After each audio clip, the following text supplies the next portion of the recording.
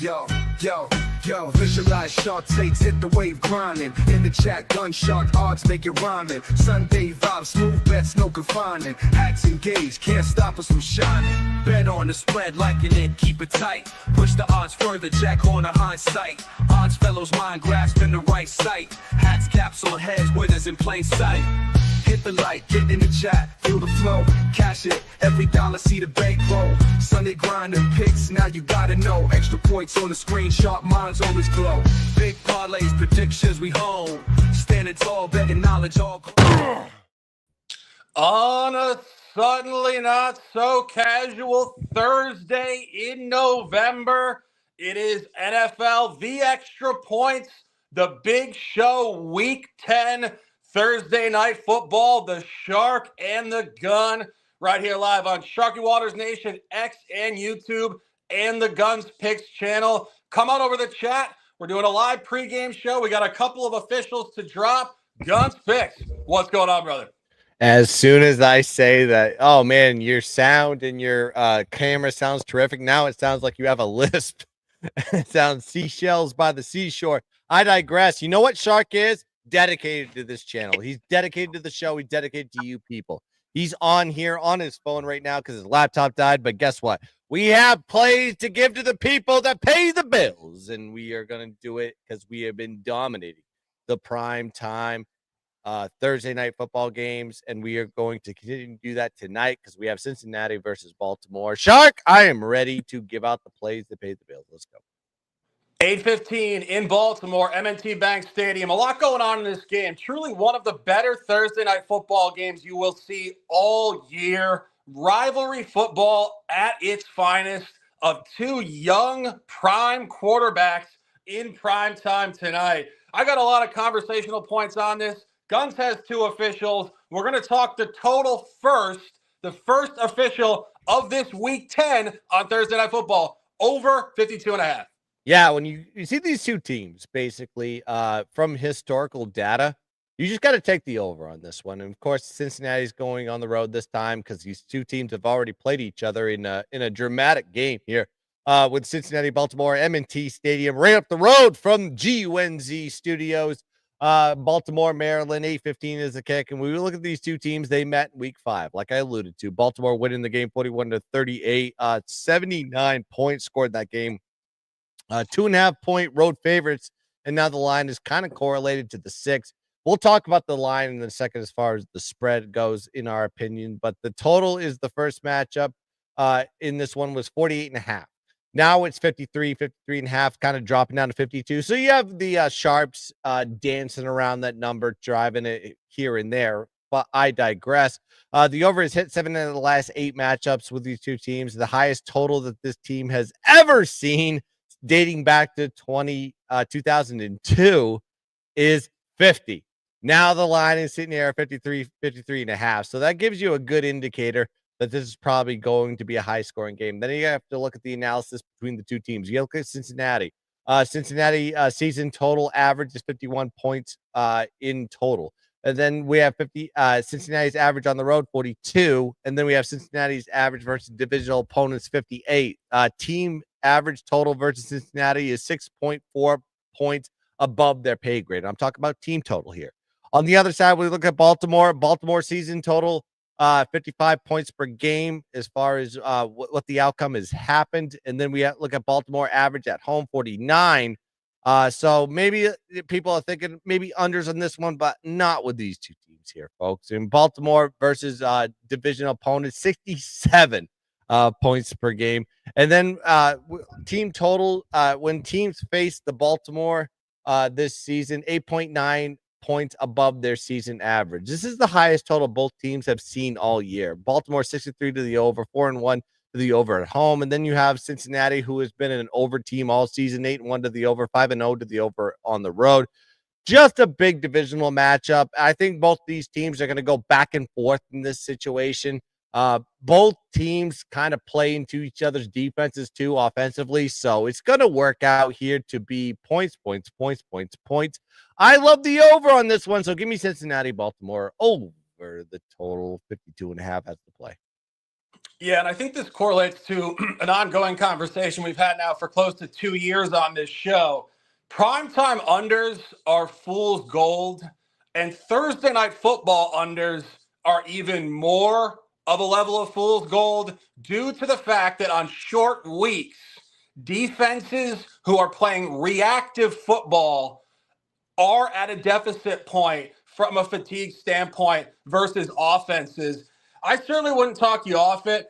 I think this game is going to be a wide open game, back and forth. And let's talk about the spread because this is very interesting stuff here. I think both Guns and myself tried to get an official on this ATS side, particularly myself, because I love finding spots in divisional matchups because we are 8x more data abundant than one-offs out of the division. Most out-of-division matchups are once every 4 years. Divisional matchups twice a year. It is 8-1 in terms of data abundance. And I started to go through this, and I'll just give you guys what I have here. Lamar Jackson is 4-9 ATS in his career home in the division. That is sustainably very poor. He is 5-1 straight up at home against Cincinnati in his career. Key point though, 2-4 ATS. And I think that's where people that are on Cincinnati tonight are probably on the right side of this game because I think Lamar plays well straight up against Cincy at home, but not against the spread. And you go to the other side of this, Joe Burrow, smaller sample, has performed well in his career at Baltimore. 2-2 ATS officially, but I think we need to be a little more specific on that. 2-1 in games he finished. Last year, 34-20 Baltimore in week 12, I believe it was. Irrelevant regardless. Burrow got hurt at the 5:49 mark of the second quarter with Cincinnati up in the game 10-7. And the backup, Browning, came in, and the Bengals turned to the Browns, basically, with Browning. And Baltimore outscored them 27-10 to finish the game and cover the spread 34-20. So if you think about the emotional revenge element to this game, Cincinnati has lost 3 consecutive ball games to the Ravens. Not only that, the game last year, Burrow couldn't finish, as I mentioned. And this year's matchup, back on October 6th, week 5 in Cincinnati, one of the most egregious losses you'll ever see in a game in pro football. Cincinnati blew 3 different 10-point leads in the second half in that game. They were up 24-14 mid-third, 31-21 early fourth, and 38-28 8:54 in the fourth. Cincinnati gave that game away. Joe Burrow, a pick on the Baltimore 33-yard line, 3:05 fourth quarter, driving for points. The game immediately reversed. Baltimore kicked a game-tying field goal. They went to overtime, and Cincinnati kicker Evan McPherson missed a 53-yarder in overtime to win the game. And then Baltimore eventually won the game. So Cincinnati blew 3 separate 10-point leads, had a pick in plus territory to give Baltimore the tie in regulation, and missed a game-winning kick in overtime. And last year, Burrow got hurt with a lead in this stadium. The motivation in this game is all over Cincinnati. I'm clearly on one about Cincinnati. I'm not entirely sure why I didn't bet Cincinnati yet. Guts, what do you think about this? No, I just want to get to some of the comments on this one because as you were talking, I'm shaking my head and I'm agreeing with you on a lot of the takes. And I think it was a lot of the stuff that we've already talked about pre-show.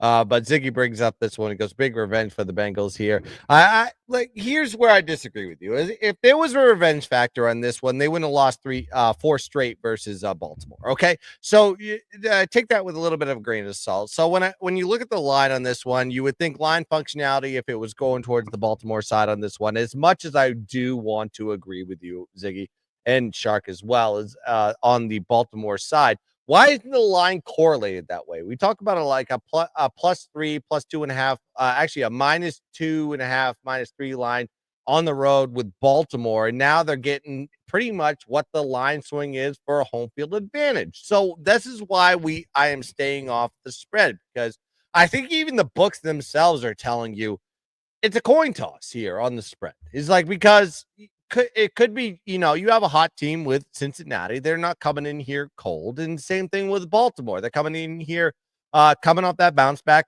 win off Denver, which we correlated correctly. But with divisional games with Baltimore, you have to treat them as a coin flip. And there are certain situations that you take with Baltimore. Baltimore off a loss is a great spot to take Baltimore the next week. Baltimore versus the NFC, great spot to take Baltimore. Cincinnati on the other side, taking them as a dog, yes. In some type of situations, yes. But inside the division, we have to take that with a grain of salt, especially at +6 with Cincinnati, with a good team. So I want to stay away from the side. And this is why we're not making an official pick on the side. I think the total is where things have to be taken here, because both these teams historically have played each other tit for tat, and you have two quarterbacks that can do that with Lamar Jackson and Joe Burrow. And by the way, Joe Burrow, and I wanted to say this, Joe Burrow scored 41 points versus the Raiders last week. He came off that bench like he was pissed off that they lost by 100. That is a guy that came into the locker room. He says, I'm not happy unless I put up 40 points every single game moving forward. You know why he says that? Because he knows his defense cannot hold teams under that. So he is put it himself. He's set the bar very high. And I trust that Joe Burrow can put up points. However, I don't trust the Bengals defense to stop Lamar Jackson, especially at home. So this is why that I am going towards a total, and the line is basically telling you this, that the total was like under 50. It was like 48 and a half, and now you're seeing it at 53 and a half, and now you're seeing it dip down to 42 and a half. Don't get too scared, because sharps buy numbers. They treat it like stock prices. They're trying to buy value off key numbers, but I think this sails over similar to the game before. Like I said, 7 out of the last 8 have hit over, and I'm going to trust that trend in this spot. But yeah, side is not worth taking on this one. We have to play with a total.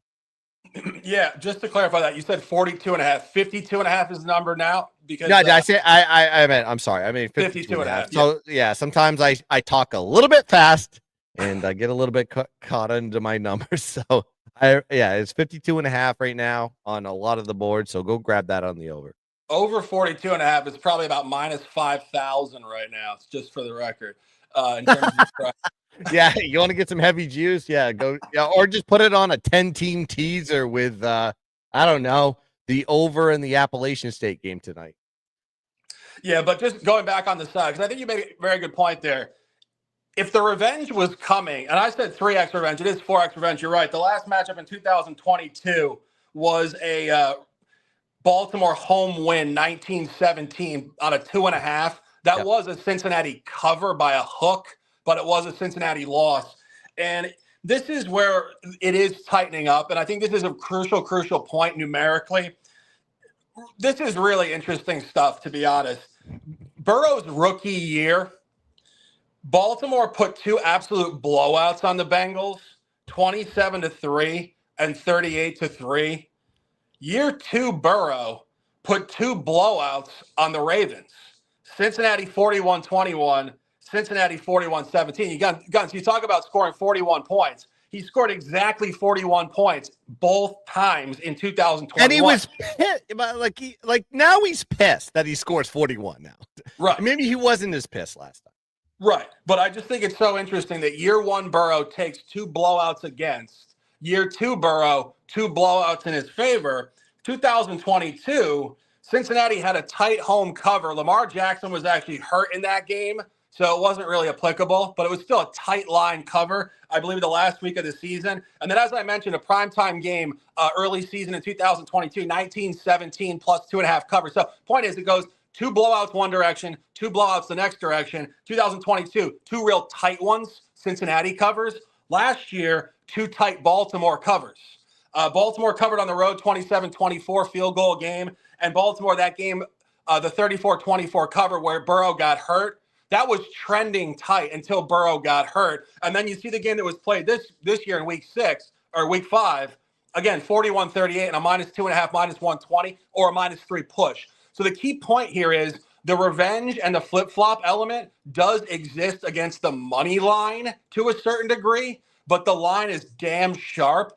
And as we always weight line functionality in the division, we give it 3 points for neutrality. As Guns mentioned, Baltimore in most markets was -3 on the road and did push.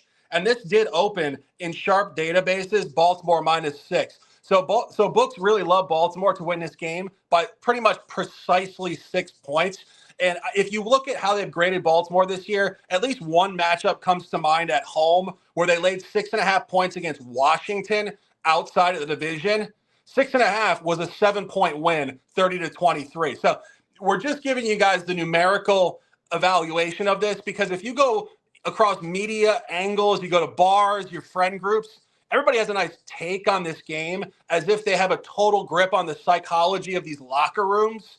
I would say this. Most fans and most talking heads in the media truly have no freaking clue what's going on in the locker rooms with these teams. That's why you trust what the sports books think numerically. The numbers always stand higher than the narrative. So all this revenge, books really do like Baltimore here by 6 points. So sharp line, and we will have, we say every week on these shows, Sunday we have 6 official plays. We love to give you guys the hype and the analysis on this game, but we really want to tell you guys, listen to what we're saying numerically, because betting sports is numbers, not narratives. It's not about thinking you know what's going on psychologically in the locker room. I'm telling you that.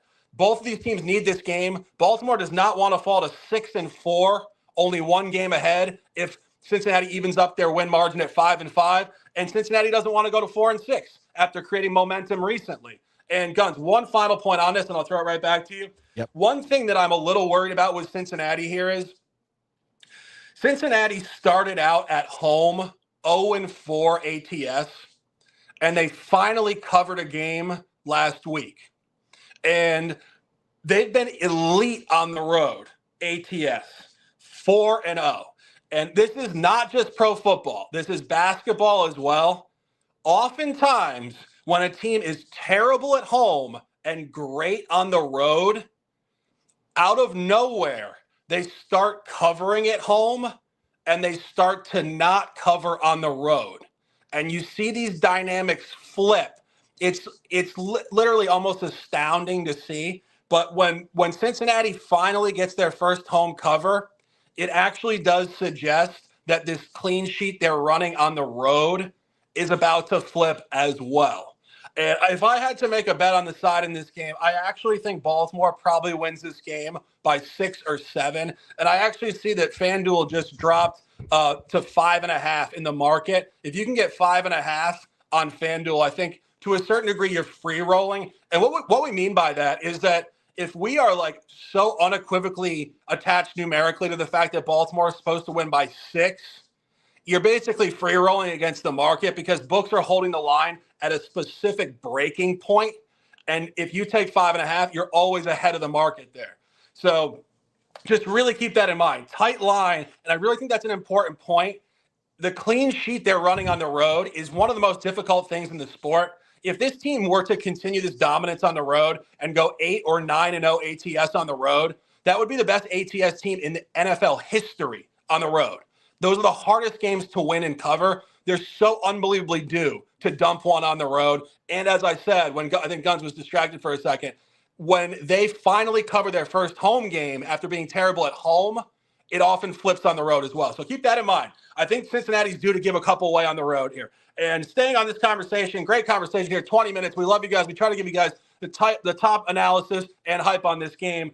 Also going to the prop market. The Gun has dove into the prop market highly successfully over the last 6 to 7 weeks, and looking at Chase Brown in the over market, not rushing, receiving. Talk to me. Yeah, I want to get on a couple points there, and I apologize to everybody that is watching right now. Of course, I live with a house full of kids, and they sometimes distract Shark on his rants, and I apologize for that. But I want to talk a little bit about like Talking about like eyeball tests, when it's like, so you see a lot of these pundits and they're talking about like, oh, this team is good, and they're overvaluing a team. It's like they're eyeball test guys. It's like, we're not eyeball test guys, we're box score reading guys. So like the truth is in the numbers, and this is why we give this show out to the people. We want to give you the actual truth of what's going on with these teams in terms of numerical data. That is where the truth is. It's not with the eyeball test, but I digress. It's like, well, let's talk about the props here. And I like Chase Brown on the over on his receiving prop on this one. And let me tell you why, because Baltimore is 24th in defensive DVOA versus running backs this season. In the passing game, they give up the 7th most targets and the 3rd most receiving yards to running backs on average, with 3.6 targets per game, 2.6 catches per game, and 29.7 receiving yards per game to the main running back. Then you got to look at Chase Brown and his numbers. He's not a good receiving guy, and this is why I think that total is a little bit alarming. This is why I like the over on this one. 2.8 targets per game, 2.3 catches per game, 10.8 receiving yards per game. And I'll get to the total here in a second to give you the numerical value of why this is a good spot for Chase Brown. Baltimore has the best rush defense in the league. So you're going to know this team is going to be passing the ball a lot. They are ranked 3rd in opponent rushing attempts, and they are 30th in opposing pass attempts. So what I'm saying is people choose to pass the ball versus Baltimore. Why? Because they're more productive than the run game. And then you got to look at the line here for Brown's receiving yards. 23.5, 24.5, and that number keeps moving upwards. This is 13.5, 14.5 yards above his season average in terms of receiving. Now, of course, Moss listed as not playing in this game. They had to go dip into the free agency to go get another running back to add to the depth. But I think Brown is going to get a lot of the production in this team, and he's going to have to catch the ball, especially versus a Baltimore defense that likes to rush and pass. Get to the quarterback. And then Joe Burrow is going to be looking through to 2 receivers mainly in this game in my opinion, the tight end and the running back, to alleviate the pass rush. So, yeah, I think this is a good number here with Chase Brown at over 23.5 receiving yards at play. Yeah, I think it's incredibly sharp. You said he's averaging 10.5 yards per game in this market. 10.8. So, and that has a lot to do with because Zach, when Moss was he was the priority in the passing game. So now Chase Brown was a priority in the run game. With Moss gone, a lot of the numbers went to Chase Brown. So I think there is value stock market wise to take advantage of all of Chase Brown's props. This is one of them. I took advantage of the rush one last week, but I'm going to take advantage of the pass one, knowing that the fact that Baltimore gives up a lot in the pass, primarily to the running back and primarily to the tight end. I think those are the ones. Oh, I completely agree. And I think one key point on line evaluation, like Guns is doing here, there are numerous times where the other back is out and they won't move the line up for the other back. So, oftentimes people say this is the reason why. And that's why the number is what it is, and we'll fade it anyway. And I always want to reiterate that with line functionality and line evaluation stuff like this, they don't always move the line up if the other guy's out. So it really is that strong, and it's confirmation that the idea is correct. Just remember that. It's not so much that they just default do something and you the better, as Gunn said, eyeball-wise, just know more. Like, the books are the ultimate algorithmic truth by far. Look at their numbers first. Let that tell you the story. And then you say, okay, I understand why it's like that. Trust me, this is how Guns and I handicap. We're dominating football for the last 4.5 years. This is why I'm hitting 75% of my props this year is strictly what I'm just saying right now. I'm taking a number that is way above his season average. I'm just giving you guys a hint here how I look at this stuff. Is like, if I see a number that's above a season average, I ask myself, can I back into that? And this is why I take these props. So just giving you a little bit of teaching point on this one. If a number looks too big and it looks like it should be an under, it's not an under, it's an over.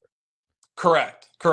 It really is the sharpest stuff. And when you can start to get out of the mindset that the previous couple games are forever the average and the new line misses the average, it's the polar opposite. The old average is now being adjusted to a more normalized new space going forward. So always understand you're prognosticating the future. You're not looking at the past, looking at numbers and saying you beat the line because you always expect the past to repeat itself, and sports books are clueless. So just remember that. I'm off a hot workout. I'm jacked up. I love it, play Shark. This is good Shark right here, man. You got me on my level now. Let's go. I wish I had a play in this game. As we said, we like the over. Guns officially on it. I wanted to get to Cincinnati for narratives. Baltimore has the number. As I mentioned, just remember, Baltimore does not want to drop to 6-4 and also have to, just grind further in this. And so we like Baltimore to win this game by 6 on the average. It's a trash number to bet because you're basically pushing. If you get -5.5, I think you cover by a hook. As I said, they covered by a hook in their -6.5 at home against Washington. Books have a grip here. This is a very similar game in terms of grading to Washington. Also on Guns' point, in terms of the total, the Washington game finished 30-23. That's 53 points, right on the number. Also an over. So I think you're going to see a very similar game to the Washington game. I would not be surprised if the final score in this game was 30-23 or 30-24. So a lot of conversation for one game. We're hyped up. Tomorrow night will be a repeat with this, with a hell of a lot of official plays on CFB Knowledge for College Week 11. Come off a workout too, so I need this energy from you. No, I'm jacked up right now. But we got a lot of plays tomorrow, a lot of plays on Sunday. We appreciate you guys immensely. Get those libations, get that workout, that health, that wellness. It's all power. It's great times. It is Sharky Waters Nation 9 words of lifestyle. Ride the way we get out of the water. Guns with 2 top plays here. Over 52 in this game tonight. Chase Brown over 23.5 yards. A pleasure doing business. Always Guns. We'll see you guys tomorrow night, 7 o'clock. CFB Knowledge for College. Close them out with some words, and let's dominate. And I just want to make sure I answer the questions on this one. Get into the chat, of course. The chat is important to us, so make sure you drop all your plays or your opinions on this one. As always, we got Sean Murphy says that he's got a teaser on here, a wild teaser, but for that one, you got Cincinnati +16, he got Indy +14, and Chicago +4 on a 3-teamer. Listen, when it comes to teasers, I always say this to the people. It's like we got to go past 2 key numbers in this one. And in a lot of the cases, I like the favorite. You get past the 7, the 3, and get down to the 1 and make it more of a money line play. And then you bring that with another play that gets past 2 key numbers. And the key numbers that I mean, we're talking about the 3s, the 7s, the 10s, the 14s. Those are the ones that we are looking at when we talk about teasers. And you never put more than 2 on a teaser because a teaser brings it to a straight bet. And those are profitable more than anything in the world. And we got Stephen Hairston on this one. He talks about, do you like Gesicki more than Andrews tonight? Go check out the prop gun. I talked about Gesicki heavily in that game, and I gave you a very detailed analysis on that one. Go check out the Gunspix channel and go check out the prop gun. This is why I do give out those plays early so you can take advantage of that prop. And, of course, Peter Graznia says, great. Guys, thank you. And we have 29 in the chat says, let's go. We have Scott Foster in there, but I digress. We have a game to watch here, people. And I thank everybody that has joined us in the chat, of course. Please keep liking and subscribe to the Gunspix channel. Hit the thumbs up and hit the bell on all our videos. And go check us out on X if you haven't done so already at Gunspix, GONZPICKS. Oh, yes. And go check out Shark in Sports 88. And I mean Shark and with an N. Sports 88 to go get his content because that dude has been cooking on the NBA too. He is a baller. He loves the association more than he loves the NFL, but he caps everything. Go check out his stuff. Gives his stuff out for the low price of $0.00, just like we do on our shows. And Wright says, tune in to my guy Shark. He knows. And let's fucking go from this. But that is going to do it for the Extra Points Thursday night football edition. Like Shark said, we will be back for Knowledge for College on Friday night, 7 p.m. East. Go check us out, and it will be right here on the Sharky Waters Nation channel, on the Gunspix channel, and on Gunspix channel live. You can go check that out if you're watching on all social media platforms. That's going to do it. Like I said, let's catch some tickets. Let's dominate the boat. And as always, let's keep dancing. Bang!